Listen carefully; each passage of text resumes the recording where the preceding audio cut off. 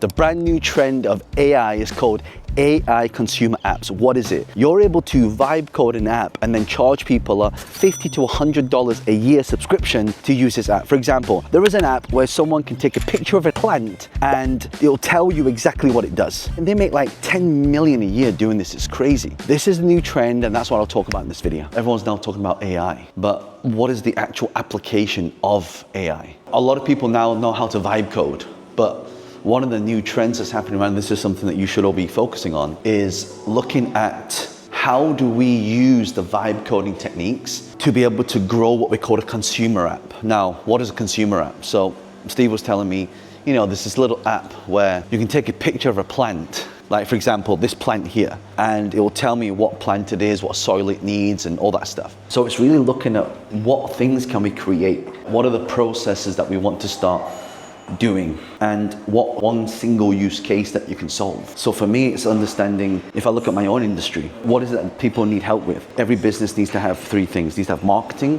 sales, and some kind of ops. So consumer apps, one thing that can solve a specific problem. Let me give an example. If I say to you, how does your sales team overcome objections? That is one use case that consumer app can solve. Or let's say marketing. People ask me, John, I want to create content, but I have no idea what content to create.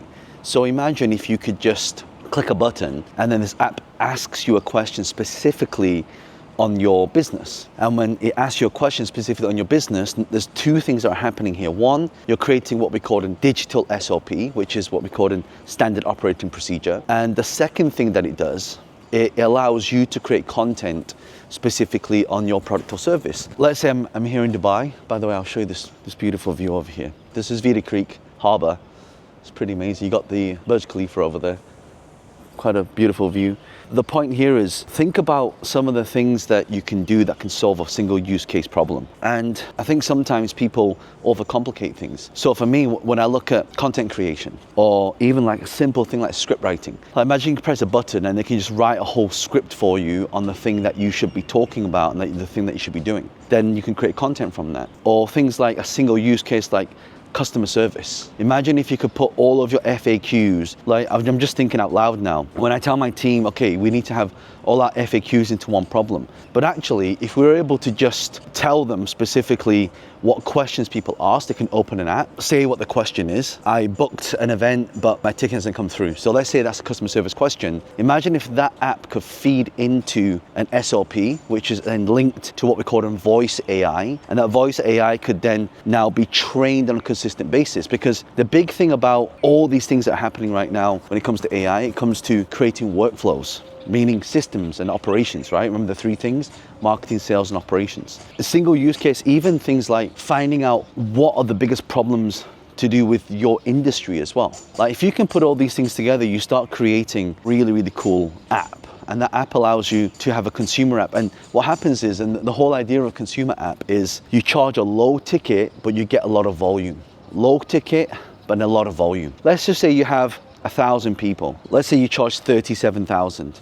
So you have 1,000 people times $37 per year.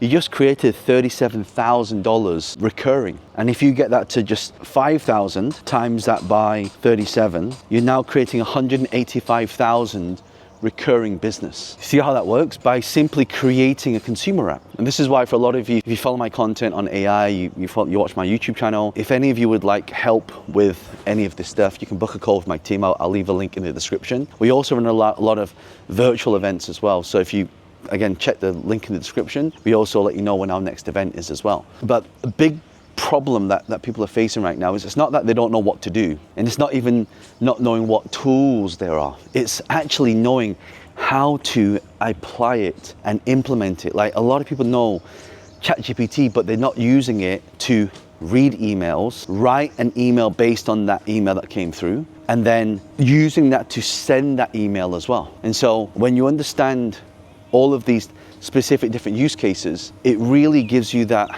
edge And I think that's what we need to start doing. This is how our mind needs to think in today's world. So I love to go for a walk in these beautiful areas and just think, like, what can we create? So it's funny because people say, John, like, you're so busy, you're traveling around the world. You're in Dubai one day, and literally today we fly back to Singapore, and then from Singapore fly to London, then Toronto, then Australia, then Vegas. And this is all in the next space of a couple of weeks. Now, if I understand that a lot of the things that we're doing, I always have these different pockets of time. We call these POT, P-O-T, pockets of time. For example, between now and our next meeting, we have about 45 minutes. So in this pocket of time, I'll create some content.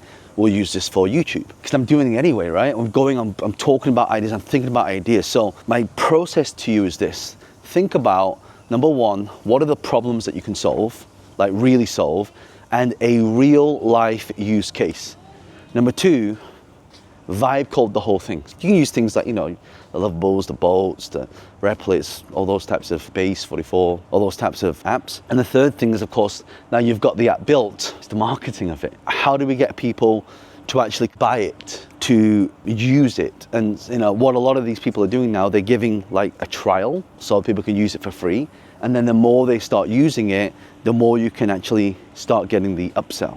So these are some of the things that you really want to start paying attention to. And it's probably the easiest business model right now. And this is something that's a trend that's happening right now because a lot of people are knowing how to use AI, but they're not sure how to implement the AI. And once it's then been implemented, how do you monetize the AI? So these are the 3 steps that I believe is really, really important. Another point that you also have to think about, how do you actually sell this then? And so one of the things that we actually run a 12-week AI certification. So if any of you really want to do this and you want to consult, you want to use this to grow your business, you want to help businesses and get paid, like how much do you think someone's going to pay you to do all of their content? Or how much would someone pay you if you can replace an entire customer service department, or you can replace a whole sales department, or you can replace an entire lead qualification department, or the whole social media team? How much do you think people would pay you for that? At least the price of what it costs to replace those teams, right? One of the reasons why people get certified by us is because they want to learn how to use AI to do what we call a DFY, which stands for done for you, for businesses. So businesses will pay you anything from 5 to 10 to 20 to 50, depending on how big of the job that you're currently doing. I mean, a huge done for you process. And that's why I think it's so powerful. Check these things out. I'll also put another video here as well. So if you check the video out here, if you have any questions, then leave some comments below and I personally come and answer your questions. Other than that, check out the links in the description. I hope to see you on some of the next events. Bye for now.